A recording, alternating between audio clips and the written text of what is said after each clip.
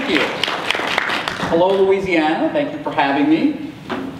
I want to start off with a quote that when I first saw it disturbed me, but I think it disturbed me because it's 100% true. The quote is that the HR function matters, but the HR profession does not. Does that upset any of you? That upsets a couple of you? Someone just said it's true. You want to know who said that? Johnny Taylor, our SHRM CEO, last week at New York City SHRM conference. I don't say that because I don't like Johnny. I think he's bold to say that because there's truth in it. For 10 years, HR has been pounding on the door to get a, quote, seat at the table. And yet, when I talk to business executives, the one thing I still hear is, yeah, I let them at the table, but they don't got anything to say. Even worse, I think, was a client, an HR director, who recently said to me, you know, Ed, I go to the board meetings, and we sit there and we talk about stuff, and I report on my numbers, and you know what? Those owners sitting around the table, they don't give a fill in the blank. Okay? And my response to her was, well, what is it that they don't give a blank about? And she said, well, the numbers I'm reporting. I said, give me an example. And she starts giving me examples. I tell them what our turnover is. I tell them what our time to hire is. I tell them about the training initiatives that we're doing. And I said, well, no wonder they don't care. If I'm a business owner, I don't care about any of that stuff. I really don't. Because that's HR's job, is to worry about that stuff. If you want to get my attention as a business owner, then you better tell me how time to fill is impacting my business. What's the turnover costing me? I don't care what the percent is. What's it costing me? And who's leaving? Is it our bottom 10% of performers? Good, hold the door open for them. If it's our top performers, our high potentials, then we better figure out what's going on that they're leaving. This is the challenge that we face as HR professionals today. I'm going to test your limits a little bit today. I'm a bit of a contrarian. When we talk about HR strategy, I hope to challenge the way you think about what it means to be strategic in your thinking and to be strategic in how you plan your HR functions activities. I'll tell you some horror stories and some success stories along the way, and I'm certainly open to your feedback. So let's jump in because I know we're tight on time for the amount of content that we're going to deliver today. So there's a couple things that I want to cover. I am going to start off covering the reasons why HR plans fail. Maybe. Maybe. Let's try it again. There we go. And the reason I like to start with why HR plans fail is that so often you come to these sessions, I've been in the seats too, right? And they tell you all the good things that are happening, and then at the end of the presentation they say, oh, if you don't do this right, this is what's going to happen. I'd rather get that out of the way first. Let's talk about why maybe plans that you've put in place haven't worked, or maybe you've heard other people talking about they've got these great strategic plans in HR and they don't work. So let's get that out of the way. And then we're obviously going to get into how do we write a good HR strategic plan? What are the things that we need to consider? And how do we link that back to where the organization is headed? So I'm also open to going down a path that you'd like to go down, because this session is for you, it's not for me. So if you want to take a deeper dive into one of the things we're talking about, please let's do that. All right? So let's talk about these reasons that plans fail. It should not be a surprise to anyone in this room that the number one reason that plans fail is communication. If you think about HR, you think about business in general. Our job is to communicate, and yet we don't do it. A client that I'm working with on this very topic right now complains to me regularly how they track how many people open up the various communications from HR. This is an 800-person entity spread out across a dozen different, they call their locations campuses. Okay? And I say, well, what's your open rate? She goes, sometimes it's 30% on a good day. I said, well, give me some examples of the things that you're sending out. Excuse me. And I kid you not, emails that are 2 pages long. Do you guys read emails that are 2 pages long when they hit your inbox? So why do we send them? I spent some time talking to the workforce. I said, why don't you guys open all the communications from HR? Because I was hearing that they don't feel like they're communicated with enough. And they said, Ed, did you ever see some of the communications we get from HR? They're 2 pages long. I don't have time to read that. I don't want to read that. And it's not 2 pages of bullet points. It's 2 pages of text, paragraphs. Communication is a problem. Another client, this one an international company, whose products you probably have in your homes, has a communication problem. We think sometimes communication problems are just at the little mom and pop shops or mid-sized companies, that sort of thing. This organization is German-owned, and I'm from Pennsylvania. They have a facility up home, and the plant manager would get up, she'd give her town hall speeches on a monthly basis. And yet their employee opinion survey results would just keep tanking year after year after year. And so we were in there doing some debriefing and some focus groups to try and figure out why that was. And communication kept coming up, and I couldn't figure out what the problem was, because after all, they had these town hall meetings. In their cafeteria, they had a whole bulletin board of stuff up on the walls. They had the emails, they had newsletters, I mean, you name it. And I was beginning to think that maybe they were over-communicating. Maybe it was just overload, right? When one of the outbreak sessions, gentleman says, Ed, I'd like us to go on a little field trip down to the cafeteria. Let's go down there and look at that wall. So we did. And he asked me what I saw. And I said, well, you know, I see all the benefit stuff up there, and I see stuff about EAP, and I see financials are posted up there. They were kind of sort of open book. I said, so what are you getting at? He says, take a closer look at the financials. So I did. I actually walked over and looked at the financials, and that was when I had my aha moment. But I didn't say anything right then. I waited till the next town hall meeting, and I waited to hear what the plant manager was going to say. And she said what I was afraid she was going to say that confirmed what was on that sheet. When they talked about their financial position, and the clue here is they're German-owned, they reported everything in euros. Now, we can giggle, we can laugh and say, what the heck's the matter with these people? And that's exactly what I said to the plant manager. What is the matter with you? Excel does a nice little currency converter. All you do is plug in the exchange rates. It'll do it for you. And she says, well, if we're up €1 million, people got to know that's good. And I said, well, sure they know it's good, but they don't know how good. If it's not that good, I don't know. You tell me I'm up $1 million, I know that's a good thing. Simple thing, multinational company not communicating well. And so I'd ask you to think about how you're communicating out of your HR function right now. What methods are you using? Are you using terms the employees can understand and appreciate based on their job? If I'm a widget maker, and you get up and you tell me that we're up $1 million in revenue, I say, woohoo! And then I say, what's in it for me? Well, what do I have to do?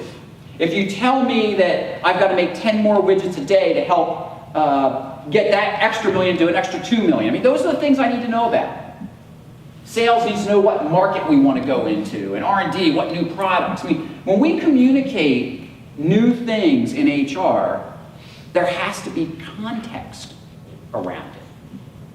And if we can't put it in the right context for the people that are receiving the communication, it's going to fail every time. I mean, you guys have all heard the story about you can have the Cadillac of benefit plans and not communicate, and people will gripe all day about it. But you buy some, falling apart junker of a plan, communicate the heck out of it, people think they got it made.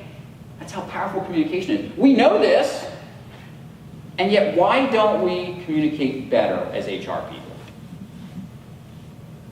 What gets in our way?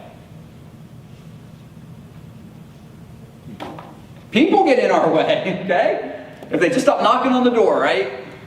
Okay? It's a time issue. Why else? Politics. Afraid to put something in print that could come back to haunt you, perhaps. Oftentimes I'll hear, well, Ed, it's so much easier to send one email to everybody than just hit send. And it is easy. And that's the method that will get you 30% opens on a good day. So let's think about how we communicate differently. We're going to keep coming back to communication. It's that critical. That's why it's my number one reason that the plans that we're going to put in place today fail. Okay? Second thing, leadership.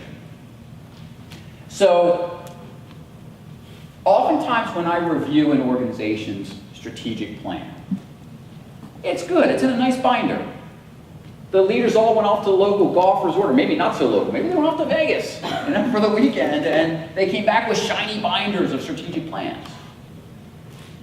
And there's all kinds of tactical implementation strategies in there. All that stuff's in there. And nothing ever happens with that plan because no one gets the stuff delegated to them. No one is given ownership to take over the pieces of the plan based on their areas of responsibility. And so as leaders in our organization, we have to be willing to let go. I believe that HR as a profession, yes, I'm including myself, I'm not talking at you folks, I'm an HR guy too. I believe we are control freaks at heart. And in some areas we have to be. You know, when it comes to compliance and harassment prevention, I mean, all those things, we got to kind of be control freaks. But when it comes to communication and now planning and the way we exhibit leadership, we can't be leaders if we're not willing to delegate out responsibility. And some of you are saying, well, how many of you are a one-person HR shop? And you're probably sitting there going, that's great, Ed, but I got no one to delegate to. Who says that HR plans have to be implemented by HR? They don't. In fact, I'm going to argue today that the bulk of your plans should get implemented by people outside of the HR function. The bulk of them. If you're doing your strategic planning properly. Okay? And I'll hold further comment until we get to some of those pieces. Okay? But we've got to, if we want to be leaders, true leaders delegate. Look at any leader that you respect, whether it be in business, religion, politics, anywhere. I guarantee you one of the skills that they exhibit is their ability to surround themselves with good people and challenge them to do good things for them. They're able to take the step back to look on the bigger picture things. I think it's even more critical in smaller HR functions that we have that skill set. Third reason plans fail. We have big ideas, but we got no plans on how to get there. Now, I have attempted numerous times to see if this picture is photoshopped or real. Can't figure it out. I hope it's not real. I really do, because that's a massive, massive problem.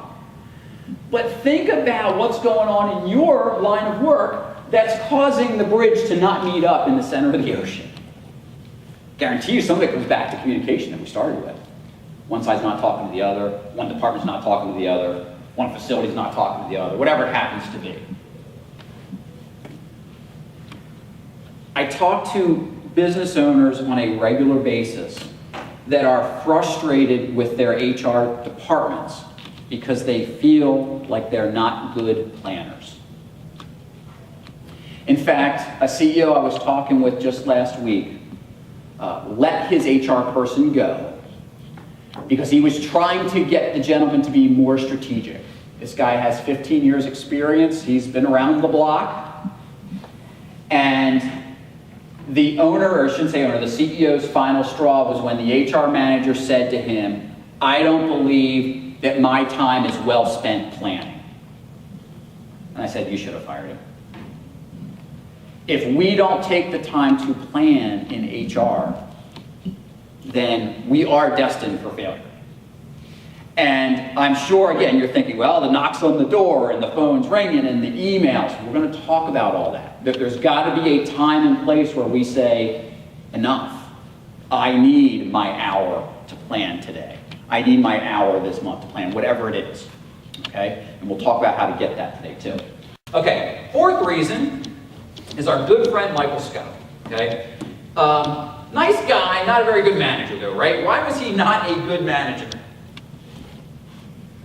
Politically incorrect. Well, he's politically incorrect, but that's what made him fun, right? Let's forget all the hijinks he got into. What made him a truly ineffective manager? Didn't like HR. Okay, he didn't like HR. Toby's not a likable guy. Let's be honest, he's not.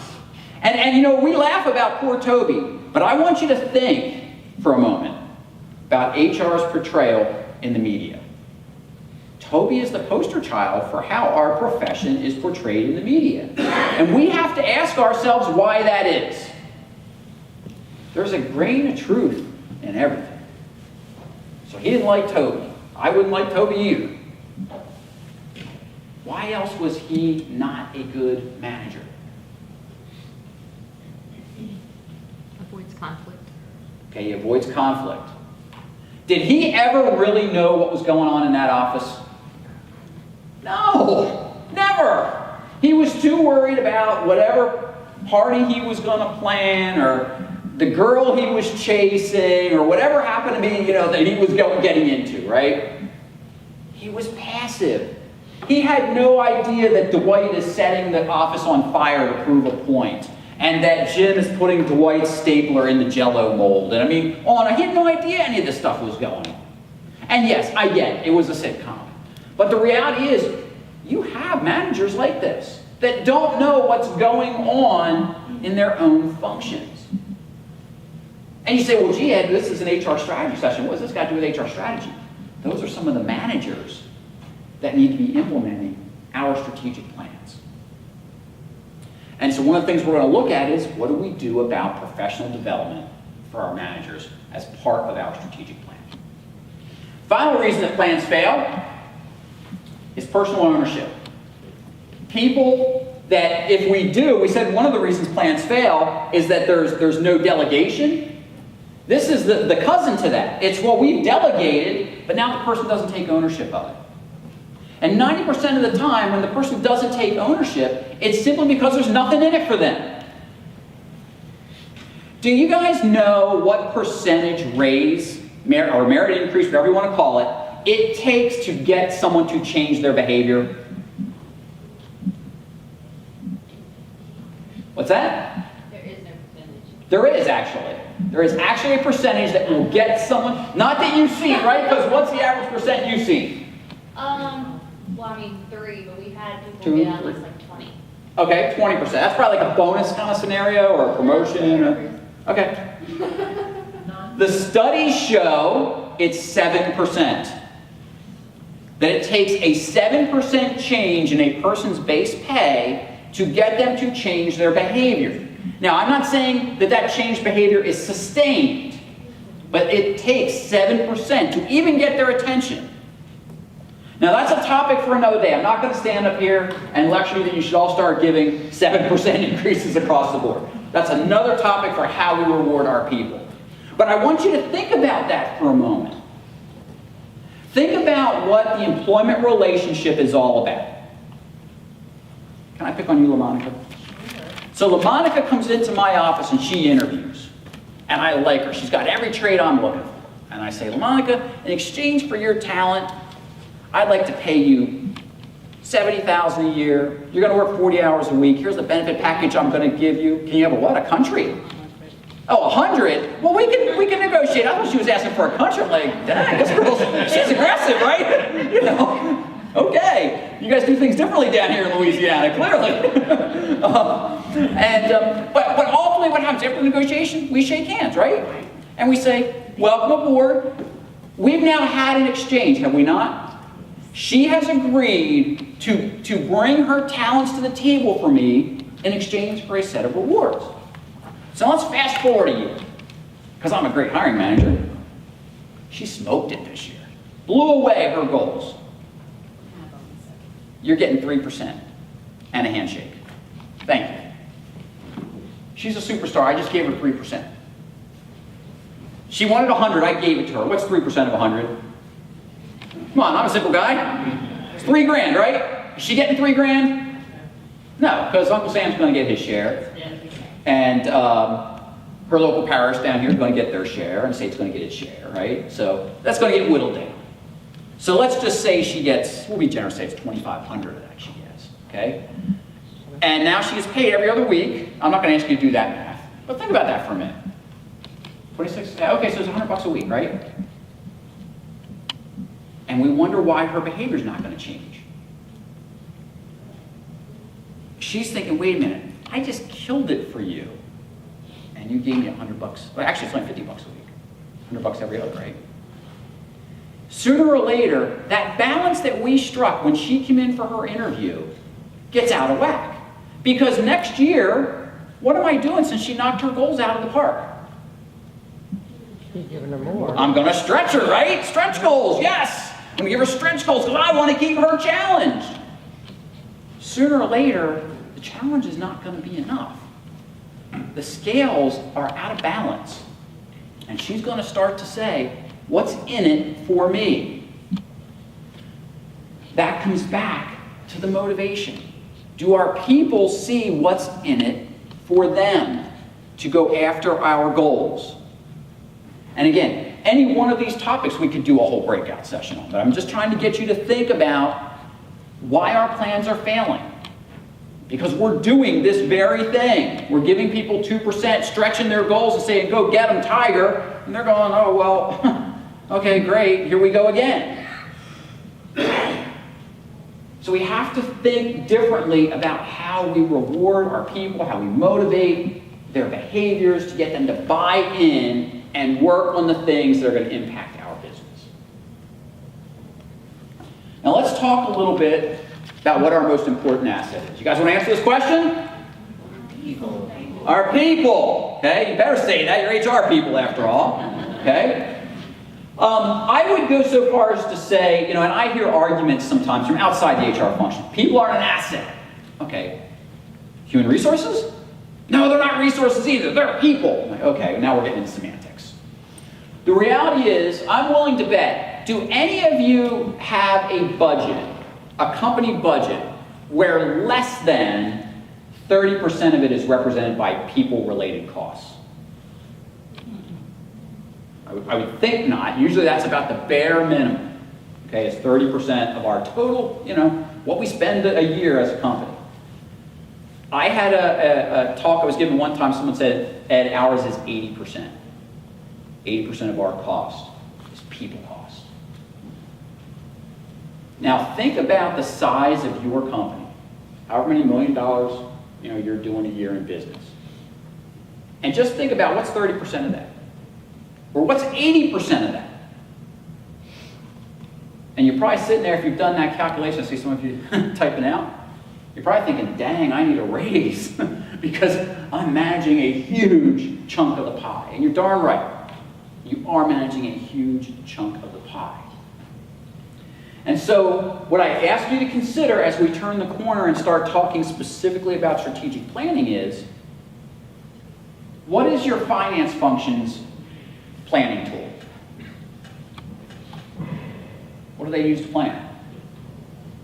Budget, right? They put a budget together and they manage against that budget. What does your operations group manage against? Okay, usually like a production, maybe some quality standards in there, some safety standards perhaps. We can go down through every department that you have in your organizations. And they have things that they measure against. I'm going to ask you to think about that dollar number that many of you wrote down. That's a percentage of your annual revenues that you're responsible for.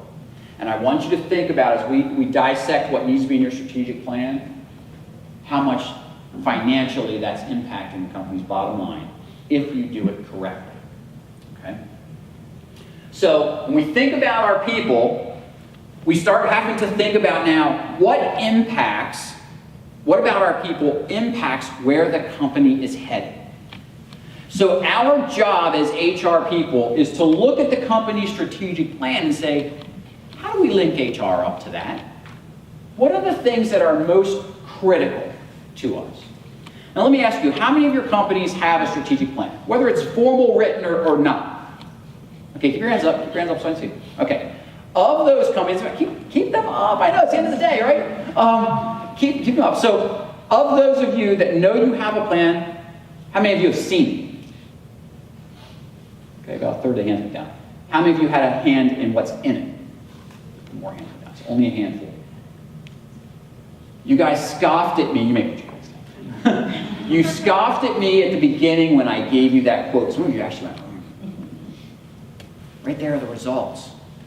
That's what our businesses are telling us. I just recently interviewed, I'm working on a book right now, interviewed a CEO about his organization. He's grown it to about $12.5, $15 million right now from scratch. Has about 60, 70 employees right now. No HR function. He's at the cusp of, he probably should have at least an admin level person, right? And he says, Ed, I will not have an HR person under my roof. I said, tell me about that. He said, and he starts to relay to me this story about his previous employer. And he said, Ed, all that HR function did was say no. No matter what we asked, they said no. And I said, well, what were you asking? He gave me some examples. I said, well, probably shouldn't have been doing that. He says, I know, but you know what? I don't want to hear no. I want to hear, well, you really can't do that. Let's do it this way. Well, there's a novel idea. Instead of just saying no to the CEO, let's give them the idea and say, here's how we can make your dream happen. He said, Ed, my view of the HR function is that they are bureaucratic police only concerned with circling the wagons around their own centers of power. This is from a guy who's been in business for over 30 years, both as an entrepreneur himself and as an executive sitting in the C-suite. Again, it's only one person's view. I got more of them. And so when we think about this, here is someone who's right out saying, you know, I got a strategic plan, and I don't even want HR a part of it because they're going to get in my way. That's a perception problem that we have. And honestly, in many cases, we've earned it. And so we've got to figure out how we're going to break this. And that's what we're going to talk about for the next hour. So we're going to go around a wheel here. And let's just start at the top. Let's talk about market trends for a moment. What types of market trends do we need to be in tune with as HR professionals and then work into our HR strategic plan? What kind of skills are going to be required? What kind of skills are going to be required when? For wherever the next steps are. Like, for example, retirement community. Okay. So if, you know, we're seeing that what was assisted living today looks more like nursing, or, you know, what was assisted living 10 years ago, now it's borderline nursing. Okay. So, whereas a nurse aide that was used to working in assisted living 10 years ago, now we need somebody that's more accustomed to working with Sure. that, Sure. the skills that are needed. We've got to be prognosticators. You guys know Groundhog Day, right? We have it in February. Where do the groundhogs live that we follow? Do you know where they live? The ones that we pull out that tell us about the weather? They live in Pennsylvania. So I know all about being a prognosticator. Okay? We have to be prognosticators in HR. And you are exactly right. We have to be concerned with everyone. I keep talking about, oh, we got this talent shortage, we got this talent shortage. Okay, maybe we do and maybe we don't. Again, topic for another day. I kind of disagree with that. What I don't disagree with is that we're not always good at looking next year, 3 years, 5 years, 10 years down the road and saying, how is our business model changing? What is in that strategic plan of our business? Where is it going? And what kind of skills is it going to take to get us there? You want to not only have a seat at the table, but have a true voice at the table? Those are the kind of discussions that you get into with your management team. Those are the kind of research tidbits that you need to do on your specific industries and bring that to your executive team and saying, hey folks, here's where our industries go. And here's how I think that's going to impact our people. And here's what I think we need to be doing about it. Get that discussion going, you'll have the voice at the table. In fact, they won't do anything without you. What other market trends do we need to be aware of in HR? Salary. Okay?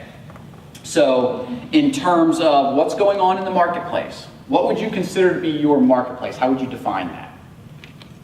Our marketplace Mhm. is governmental, Okay? accounting. Okay? So, you want to be concerned about other government agencies and what they're doing? Yeah, Yeah. that needs to be part of it, yes. Okay, what else? Need to know technically how the salaries are going in our area, in the Baton Rouge area. Okay. And So nationally. geographic. To make sure that we are competitive in the market and that Okay. what is our strategy for our salary. Okay.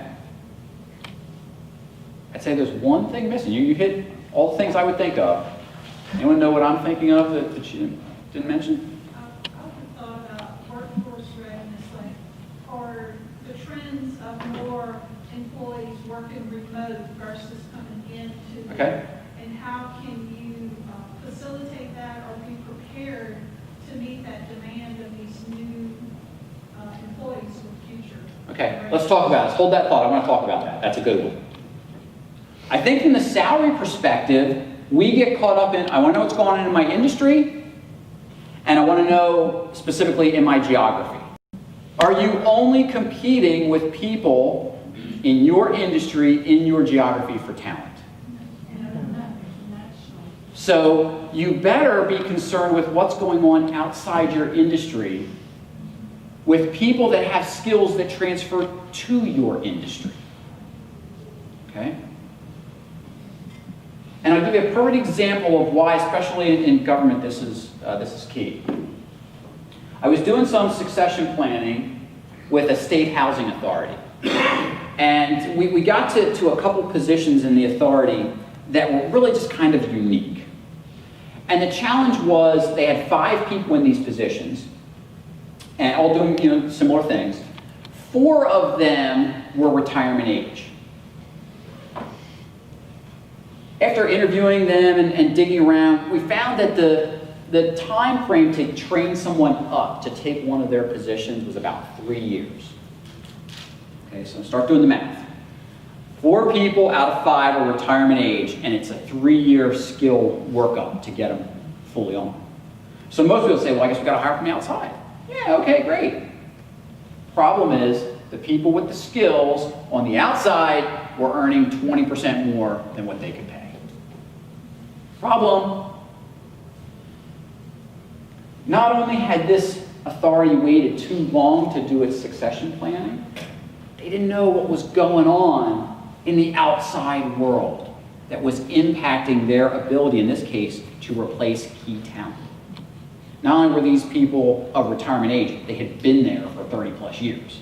Okay? They were going to lose a ton of knowledge. Now, we were very fortunate. We were able to convince 3 of them to hang on, not retire immediately, train up some folks, and we got some folks trained up at about the 2-year mark, and then we took those folks down to part-time for that last year. So we got them into their retirement in a little bit creative way, but that's a market trend that we have to think about. Okay? Now let's talk about remote work. Thank you for bringing that up. I love remote work. How many of you love remote work? A couple of you. How many of you despise remote work? 1. Why do you despise it? I don't know. I don't trust people. Ah! So, earlier we said that HR tends to be kind of control freaky. Let's think about that for a moment. I hear that one a lot. I shook hands with LaMonica, and I hired her. Did I hire her to babysit her? Do I want to babysit her? Nope. I hired her to do a job. She had the skill set, the personality, the pizzazz. She had it all. That's why I hired her. I shouldn't have to worry about whether she's working or not. If she's, The work gets done. as long as the work gets done. Amen. I don't care whether the work gets done between 8 and 5, or midnight and 7, or 3 to 12, I mean, whatever it happens to be. Now, I get receptionist has to be there, machine operators, they gotta be there, nurses gotta, I get that. Not every single position is remote either. Okay? But it is a market trend. It's not going anywhere. You have to get prepared for remote workers and their status, if they're an exempt status Mhm. or non-exempt. And Exactly. how are you going to implement to make sure the non-exempt employees are being paid correctly Mhm. and reporting overtime? Sure. So those are some trends you have to get prepared for. Who says in the information age that our workers have to be under our roof? You guys are already using remote workers, whether you formally have remote workers or not. How many of you work with consultants outside your business? You trust them to do their work, right? You set milestones. You maybe pay them based on their milestones or whatever, but okay. I work remote. Thank you. I do too. An HR person. Yeah. A couple of days a week. I guarantee you that all of your businesses have a CPA that probably handles your taxes outside of the organization. It's a remote worker. Many of you probably have outside counsel. It's a remote worker. You have business relationships with these people. They are doing work for you, and you're paying them. Now, some people say, well, they're not employees. It's not the same. Sure it is. When you get that attorney's bill, how do you know they really spent how many hours on your case? How do you really know that your accountant spent how many hours doing your taxes? You don't. And my view is, if you don't trust them, fire them and get someone you do trust. Remote work is here to stay, and we're foolish if we don't embrace it where we can. Because the best and brightest are not always down the street. I work with the firm that handles my marketing. It's a 100% remote firm. I'm in Pennsylvania. The owner's in Massachusetts. One of the copywriters I work heavily with is in Philadelphia. So she's kind of sort of close to me. Another person I work with is in California. Another one's in Alaska. Wouldn't know it. They could all be down the street, down the office hall, the way we get things done. But we have to open our minds up. And based on some of the research I've been starting to do on the remote work phenomenon, it's not business owners that are against it. Who do you think's against it the most? It's us. Because we're control freaks. We have to get over ourselves feeling like we have to watch over her. We don't want to do that. You all said we don't want to do it. So we have to get out of that. Because we're going to miss out on talent if we don't start thinking about remote work.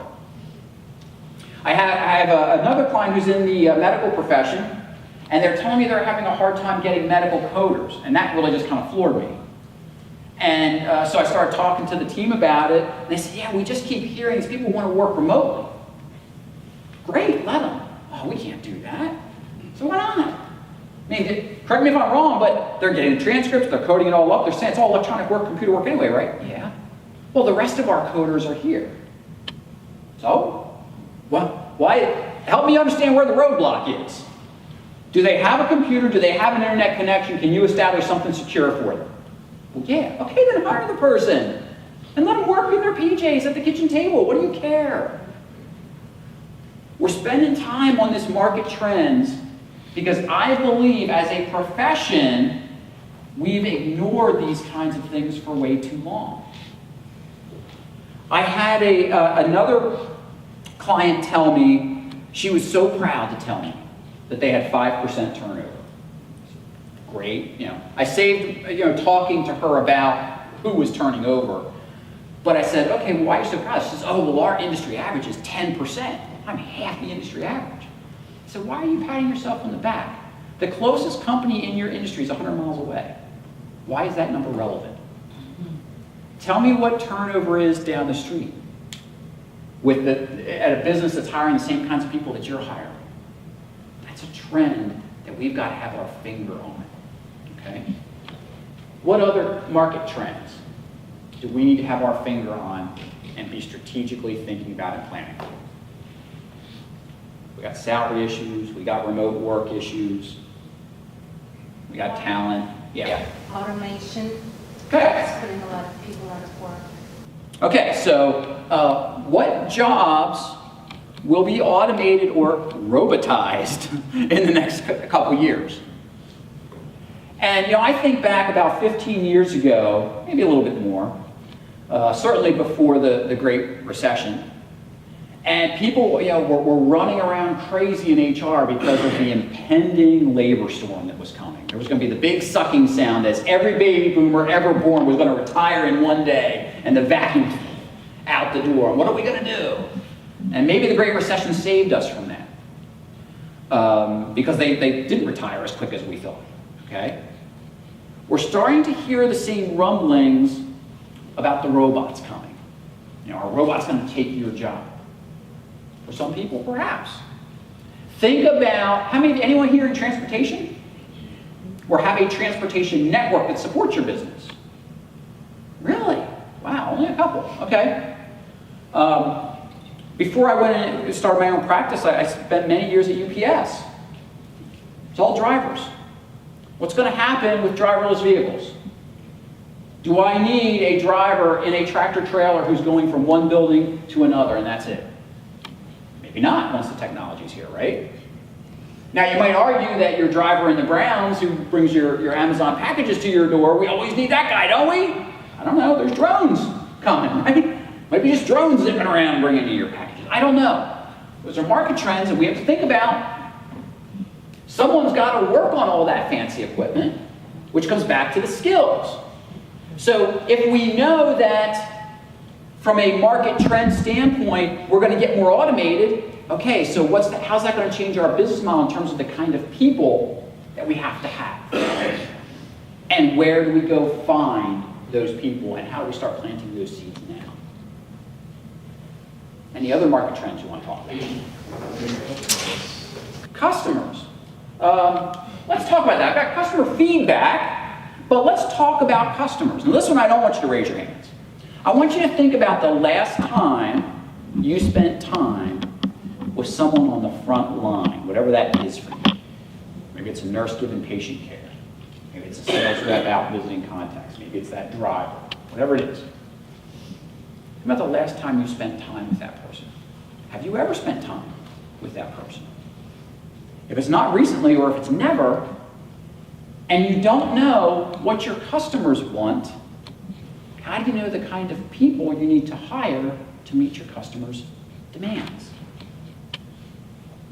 And not just as it relates to customer service. What kind of products are your customers clamoring for? What kind of services do they want? And what are the kinds of people that are going to develop those new products that are cutting edge? And how can you get your hands on them? What are the people that can show up to work every day with a smile and knock out customer service in its tracks? So, again, we need to be prognosticators. We need to be thinking about these types of things if we want that strategic voice at the table. Now, again, we could probably spend an hour just talking about market trends we have to be aware of. But just these couple of things, think about all the tentacles and where those couple of topics go in terms of the things you need to plan for and think about getting into your HR strategic plan that'll govern where your department's going to go over the next several years. Let's take a look at key business metrics. What are some key business metrics that you think you need to measure in HR?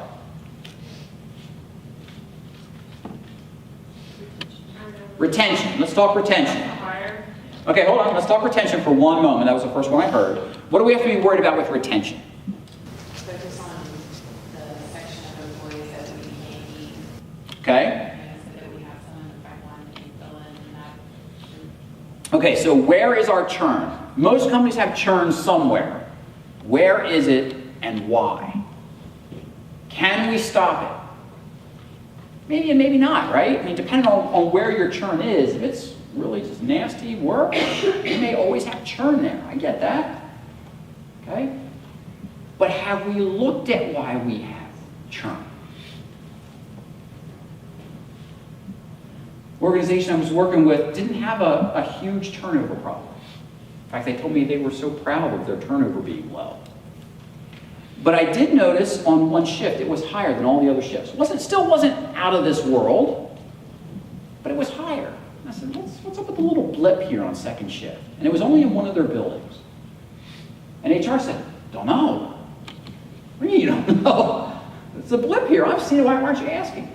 We dug in. Again, the turnover was not high. It was only like 4%. That's really low, right? I mean, most people say, oh gosh, if I could have 4%, that'd be great. The problem is that 4% was comprised of one protected group. Is that a problem? Absolutely it is. We had to figure out what was going on there. So we can't always just pat ourselves on the back and say, well, you know, we've got a good turnover percentage, our retention's great, without saying, why is it where it is? If you have great retention, why? Someone mentioned they're in kind of retirement care. One of my retirement care clients was bragging about their retention rate. I said, well, let's look at this a little bit. The reason they have a great retention rate is that 3/4 of the workforce has been with them for 30 years, mostly female, all in their late 50s to early 60s. I said, what about the other 25%? Oh, that churns like mad. Okay, so you have, when you crunch all your numbers, you're weighting this group too much because they're all going to go in the next couple of years. And what's going to happen then with your turnover numbers? They're going to explode because you're seeing it as a microcosm with the small piece of that workforce. So when it comes to these key business metrics, again, I would challenge you to dig deeper. Ask him, play the 3-year-old game. Ask why a whole bunch of times until you get to, can't ask why anymore. You finally got to the answer. Why is it what it is? Okay, so retention. Where else? I heard a bunch of others. What else? Cost of hire, Cost of hires. Why do I care about cost of hire? direct costs to the business. Okay, direct cost of the business. If you were to sit in a boardroom and say, hey boss, our cost of hire is X, whatever that is. Do they care? Eventually. Eventually. Let's be storytellers.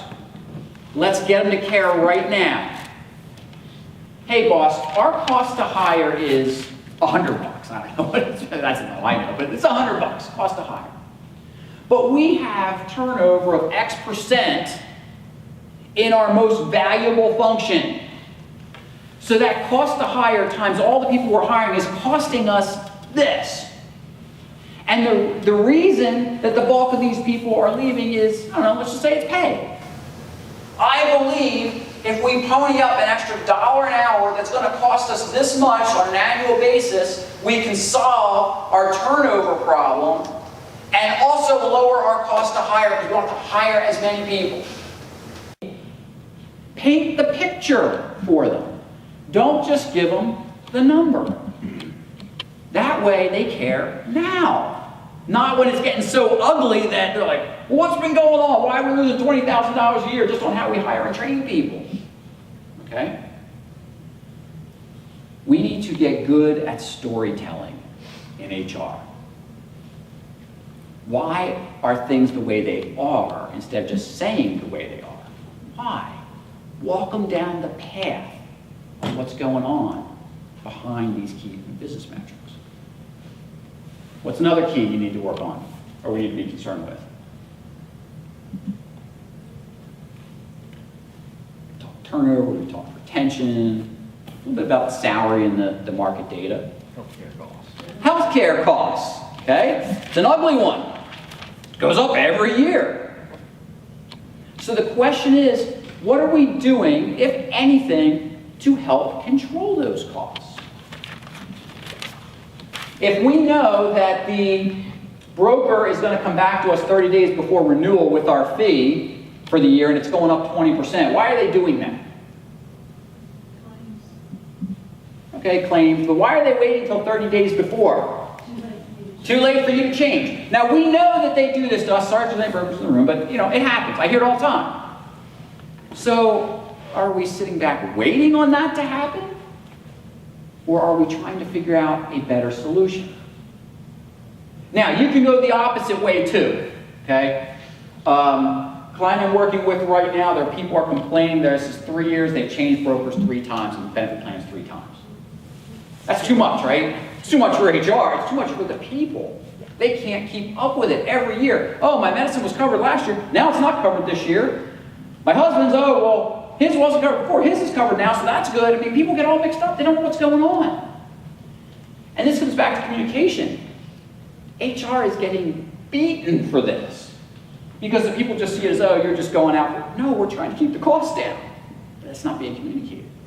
So this is a situation where, okay, maybe we got to ask our people what they want. Instead of us sitting behind closed doors and deciding what's best for our people, maybe we need to get out in front of it and bring some focus groups together and say, all right, folks, here's our deductible, here's our co-pays right now. This is where we think it's going to go next year. Is it important to you that we stick with our current provider and you're going to pay this much more? Or is it important that we keep the cost down and we can go over here? Or can we raise the deductible for you? Let's get some feedback from our people. Yeah, no hands, but think about when's the last time you asked your workers for feedback on your benefit plan? Or the only info that you have on that all the complaints you get about it? Again, that's reactive. But we also know that impacts our ability to attract key talent. What's in that whole perks package, not just our medical coverage, but all those perks. And are we getting the bang for our buck? If we're spending money places that we think are important. How many of you believe employee engagement is important? Do you spend money there? What do you spend it on? Let's see. Put it on the spot. Well, first off, employee education. Okay. Send employees, Okay, so training and development's a good one for engagement. I like that. I guess benefits in general, you know, other than like the health and things. Okay. We do employee party. Okay? How many of you have the employee party? Admit it. a bunch. Okay? And how many of you have to plan that employee party? Get out of the party planning business. I don't think any of you are party planners. Are you? Anyone certified party planner in here? You might be. You might have the experience, right? And I know you're saying, Ed, it's easier said than done. I just took an 8-person HR function and got them out of the party planning business. Because I sat down with the CEO and I said, you know what, you're complaining to me that HR is making your job difficult, for his exact words. I said, but yet you're expecting HR, all 8 people in there, to plan various employee events and manage them. From the big picnics to the pizza nights to everything in between. I said, do you not have an employee committee? He said, yeah, we call it the Awesome Action Committee or something like that. I said, are there employees on this committee? Well, sure. Give them the budget and tell them to plan the doggone stuff and get HR out of the room. And he looked at me and says, okay. But how often are we not willing to have that discussion because we're afraid that they're going to say no? Well, so what if they say no? The answer is no every time you don't ask, right? So you may as well try asking to get out of that business. But let's talk about that as a key business metric from an engagement standpoint. I want you to think about how much money you spend on that frilly stuff. The parties and the pizzas and the cupcakes and all that stuff. And I'm not saying it's bad, I just want you to think about this for a moment, okay? I had an organization that spent $40,000 a year on their annual company paycheck. It's a big number. Pretty decent sized organization, but it was a large number. And they had grown a lot over 30 years. When they first started, it was very much a family event. It was on their grounds. They brought a caterer in, pig roast, kids' games, you know, all that kind of typical fun stuff. But as they grew, and it's a shift work situation, right? It was too many people to coordinate. So they fell back into doing what a lot of us maybe do, and that's having it at the local amusement park. And that's all well and good. Everyone likes going. Up home, it's Hershey Park. You guys know Hershey bars, right? It's Hershey Park, okay? And it's a great place to go. And they've got a great catering area. And usually when you take your workforce there, you can pop in and get your burgers and dogs anytime throughout the course of the day. And, you know, maybe you see a coworker during the course of the day, you know, whatever. There was no more camaraderie with it. Well, of course, that gets expensive after a while. And so what they decided was, you know what? Employees are going to be free, but family members were going to ask employees to pay $5 for it. Is that a deal? I mean, you can't eat a burger and a dog and a soda at an amusement park for $5. So they're just trying to help defray the cost a little bit. You want to talk about backlash. People up in arms about this, okay? And I said, well, what percentage of your employees go? And they said only about 70%. So they're missing 30% of the workforce not going to this thing at all. I said, okay, of that 70%, how many of them have been griping now that oh gosh, at least half of them? I said, so let me get this straight. You're spending $40,000 to make 35% of your people truly happy. Why? What was the answer that a bunch of very smart C-suite people said to me? Don't know. Don't know. No, actually, it was a little better than that one. We've always had a company picnic, Ed. You're not in any way insinuating we should get rid of it, are you? And I sat there and I said, yeah, actually I am. Why would you keep spending that money? Now, this is a very profitable company, but I don't think anyone likes to throw money away. But I was trying to get them to say, this is a key business indicator. The way you engage your people, and they're telling you it's not working. Contrast that, same company gives its employees a gift certificate on their birthday to go down the street to the local bake shop to get a birthday cake. And it can be customized any way you want, any flavors you want, icings, it can be decorated. It doesn't even have to say happy birthday. You know, it could say happy anniversary or whatever. It could be for your kid, doesn't matter. $10 a head. Anyone want to guess what percentage of those gets used every year? 99. I think the rest probably get lost. What are those employees saying? Give us the simple things, okay? So I would say, take a look at where you're spending money, whether it's on the company picnic, on training and development, on your benefit package, whatever it is, and do a cost analysis to figure out whether it's actually paying for itself in some way, shape, or form. If not in hard dollars, at least in goodwill. After all, why do we do a company picnic? For goodwill, to give back, for employees to have a good time. And no, we can't make everybody happy. I get that. But I'd ask you to look at that. Because a lot of the metrics that we worry about in HR cost money to fix. How many of you, in terms of, would say that you do regular developmental type training for your management teams? Wow, only a couple. More. Okay, more. Okay. Good. Worried me there for a minute. I'd ask you to think about how much do you spend on that? And what are you getting in return? When I was still in-house HR director, I sent my team off to the SHRM conference. It's an expensive deal, right, for the SHRM conference. And they came back and they're telling me all the sessions they went to and all this stuff. I said, great, what are we going to do with it? I got blank stares. Like, wait a minute. I just sent 4 of you off to SHRM. You went to, and they're showing me their notes, so I know they actually went to the sessions. I said, okay, here's your homework, gang. You're going to go off, and you're going to figure out what you're going to do with all these good ideas, and I want each of you to come back with an action plan for next week. Because if it's all that great stuff, then let's do it here. Let's figure out how to make it happen. So what are we getting out of our training and development dollars? I know an organization that brings in big-time speakers to talk to their senior level management twice a year. Usually it's a leadership-related topic, and it's about a half day. And management loves it. They spend generally around $15,000 to bring a speaker in. So twice a year, it's 30 grand. So what are you getting out of it? You know, we really don't know. Our people seem to enjoy it. Well, good. So you spend $30,000 for your senior managers to be entertained. Pretty cool gig. Why don't you figure out what it is that you're going to spend $30,000 on that's going to get them to change their behavior and manage better, to be better leaders in your organization, and get your finger on that pulse. That is a key business metric. So again, just like with everything, we're going to go around the circle here, and we could probably do a whole breakout on any one of these things. But whatever the key business metrics are that are important in your industry, make sure you're attaching a dollar figure to it and figuring out how that dollar figure is impacting your business, so that you can tell the story to management to get the funds you need to fix it or reallot it to fix it. So let's keep moving on. Financial analysis. So we got into this a little bit just now, and that's why some of these build on one another. What do we need to know about finances as HR professionals?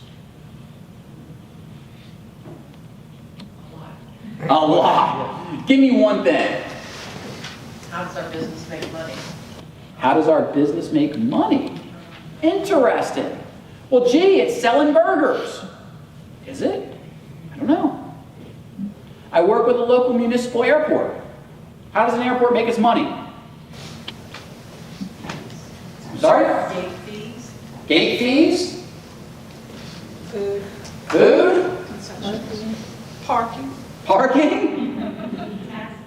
Taxes? None of the above. Your average airport is much more a real estate entity than it is anything else. They don't own the Jamba Juices and the Mickey D's and Raising Cane's chicken fingers that are in their facilities. Those are tenants. And all your major airport hubs, there's mini hubs for UPS and for FedEx and various other air cargo. They're all tenants. They're paying money to do business there. And so this client and I were talking about, well, what really is your business model here? When you're recruiting people, what are you really? And so in our planning, we came back to, we're a real estate firm that just happens to have planes landing on our, on our property. But it's true, that's where the bulk of their money comes from. So that may seem like a very simple question. How do we earn our money? But I ask you to really think about that. And where do you earn your money? Do you have loss leaders? Think about your average landscaping firm. You think they make a lot of money mowing yards? Where do they make their money? True landscaping, hardscaping, putting up retention walls, that kind of stuff. That's where the money is. Got a good friend. Owned his landscape business for 20 years. He says that I mow lawns as a loss leader. That's it. Gets me out. People say, hey, I see the shirts, and what else do you guys do? And their business is thriving. So ask yourself, what is the widget that we sell? What is the service that we put out there? And is that where we're really making our money or not? And once you figure that out, now you can come back around and say, okay, what are the trends around that? What are the key business indicators that I've got to put in place to manage my piece of how we make money? One of the best things, and I don't think I'm a rocket scientist, one of the best things I ever used to do when I was still in operations was just kind of walk around the operation. And I talked to so many HR people and said, I don't have time to do that. I said, how do you have time not to do that? I was able to head off so many problems by just walking around and seeing stuff and talking to people. And when they knew that I was going to be in at 3 o'clock in the morning on third shift, I got all the less voicemails because they knew every Tuesday they were going to see me. Management appreciated it because I was there on their time. And I started telling them, hey, you better go watch out what's going on over here in this belt because you got some things happening you better know about. And all of a sudden it was pretty cool that Ed was in, walking around. So again, from a financial picture, do we know what's going on in every phase of our business? Not just necessarily the big money makers. What costs us money? What are our big cost centers? What else with financial analysis do we need to be concerned about? Payroll spend. Okay? Why is it where it is? And in this day and age, you better go deeper than, oh, we got a $20 million payroll. You better start looking at gender inequity, okay? Inequity between folks of any different demographic in the same jobs. Okay? Payroll. Why is it where it is? And in this day and age, you better go deeper than, oh, we got a $20 million payroll. You better start looking at gender inequity, okay? Inequity between folks of any different demographic in the same jobs. I have some organizations that tell me, oh yeah, our pay's fine, and until you start digging, you start realizing, well, wait a minute. She just got a 3% increase and he got a 4%, but yet they both had the same rating on their performance review. They're both doing the same job, and they both been here about the same amount of time. What's up with that? Well, they got two different supervisors. So, problem. Someone's got to keep an eye on those kind of things, right? So that's, again, it's not just our spend, it's where is it allotted, and what are we getting for our money? Let's come back to, I'm giving her pepperoni on her pizza every other Friday because she's a great worker for me. Are we getting the most out of that $20 million payroll? That should be our question. And if not, why not? All right, let's keep rolling here. Environmental changes. I'm not talking about global warming or global cooling or climate change there. I'm talking about what's going on outside your four walls. What do you have to be aware of? Competition. The competition. Thank you. Not only in your industry, but other folks with whom you compete for talent. What are they doing out there? I was with an accounting firm for a while, and this was back when firms really just started giving out smartphones as a, quote, perk of employment. And my recruiters would come back from job fairs and say, gosh, Ed, we're losing grads over here because they're giving them smartphones. And don't they understand that we don't give the smartphones out, but we're going to pay their bill for them. I said, so why aren't we giving them smartphones? I don't know. Well, give them the smartphone. Yeah, but Ed, it's a better deal if we pay their plan for them. I said, so what? If they want a smartphone, give it to them and don't pay the plan. If that's what your customer is telling you, give it to them. Don't try to bang your head against the wall educating someone on something they don't want. We know that the millennials and Gen Z want different things than the boomers and XY want, or than Gen X wanted. So why do we spend our time trying to, quote, educate them on the things that should be important to them? That's silliness. How about we listen to what they have to say and what's important to them, and then say, okay, what do we need to do to meet that criteria? I don't have a problem with the millennials. I have problems with people that complain about the millennials. And I'm not a millennial, I'm a Gen Xer. Because they're changing the way we view work for the better.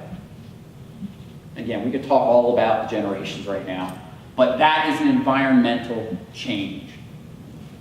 I still have people complain to me, and in fact, and I'm really hoping, I don't think I saw it on your agenda, but I speak at a lot of conferences, and invariably, there is a session on how to recruit millennials. Like, if you haven't figured that out, you missed the boat. I mean, what's the youngest millennial now? Late 20s or something? What are we talking about recruiting them for? They're already in the workforce. What are you doing about Gen Z? They're the ones you should be figuring out how you're going to recruit. We don't know how many of them there's going to be yet because they're not totally done being born. I don't think we've got an end to that generation yet. But stop, sorry, millennials, I'm telling you you're not important. You guys, you're here now. Some of you are in the room. Lots of you are in the room. You're making the decisions. You should know how to hire and engage yourselves. Let's get off that bandwagon. That's no longer an environmental change. Okay? And if we think we're going to employ a millennial from cradle to grave, ain't happening. Get over it. In fact, most studies say that the millennials and now Gen Z coming will change careers 3 times. Not jobs. Careers. That's an environmental change. Nothing we're going to do about it. No matter how much we stick our heads in the sand and say, you know, it ain't so, it ain't so. It's here. What are we going to do about it? What else is an environmental change?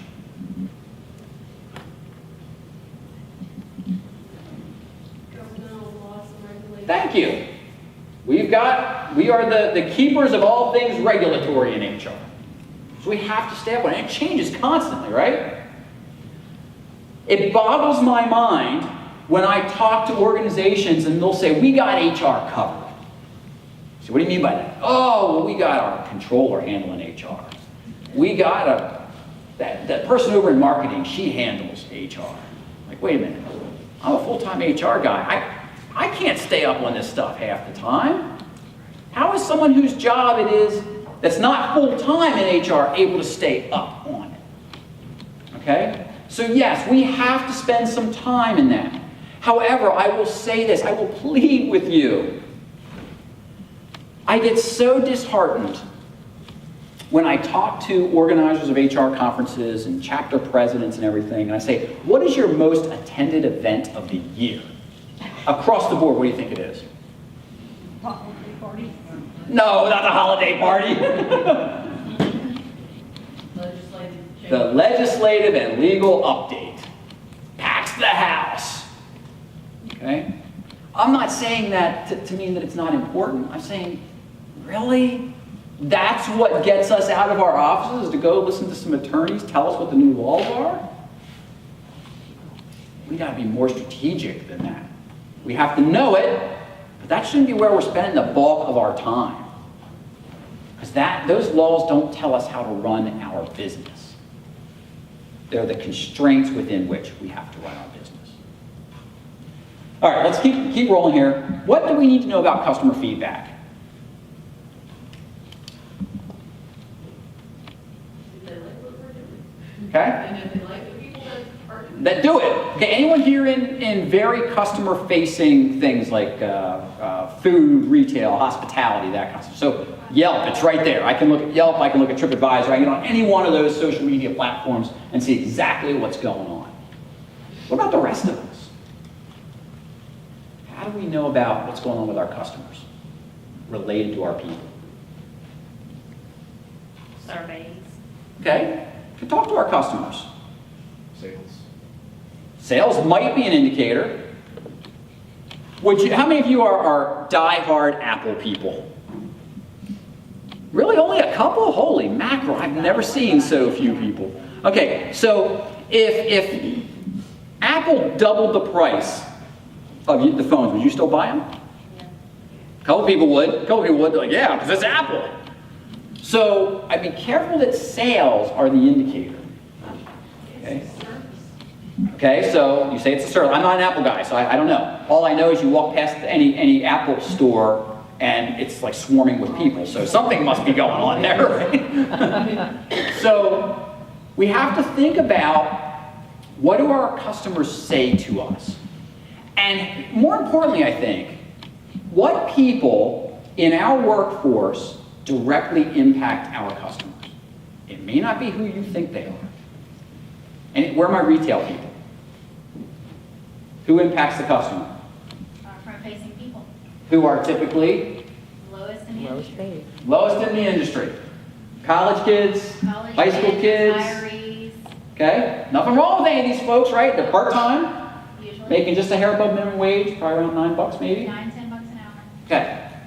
So you are banking your business on some college kid who's hung over half the time at $9 an hour.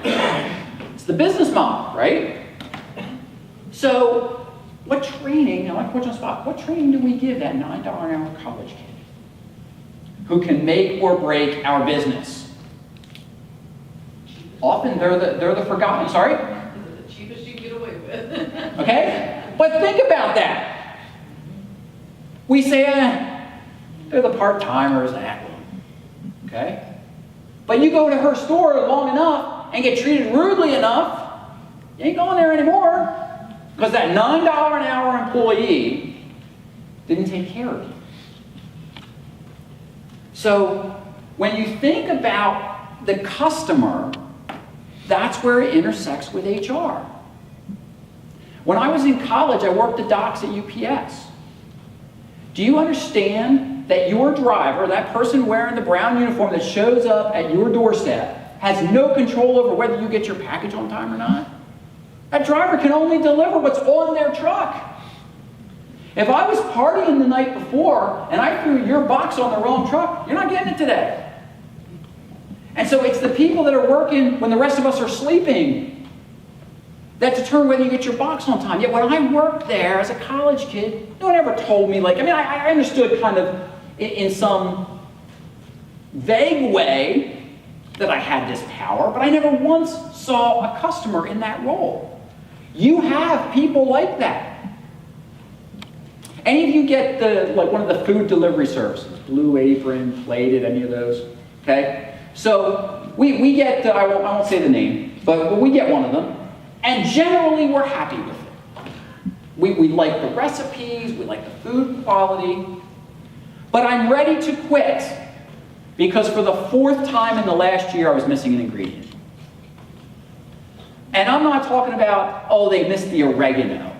I'm talking about I was supposed to have a pasta meal and the pasta wasn't in the box. That's a problem. I'm talking about I was supposed to have salmon and I got chicken. Okay, now, I'm okay with both of them, but this recipe is not going to go well with chicken. Who's impacting my customer experience? Some order picker in the warehouse.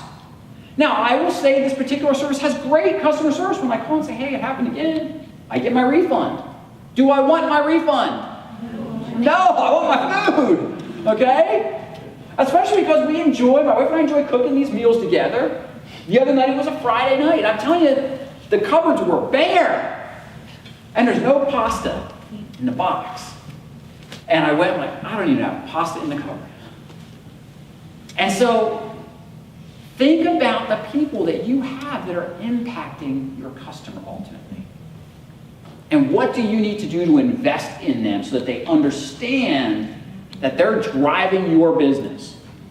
Whether they're in retail and they're actually selling your goods, or they're order pickers, or they're box loaders, or whatever those behind-the-scenes folks are doing for you. Generally speaking, they're usually the ones that are on the front line of things. Okay, so, sorry, I clicked one too fast. Competitor info, yes ma'am. Okay, so with competitor info, we've talked about a lot of that stuff. What goods and services are your competitors putting out there?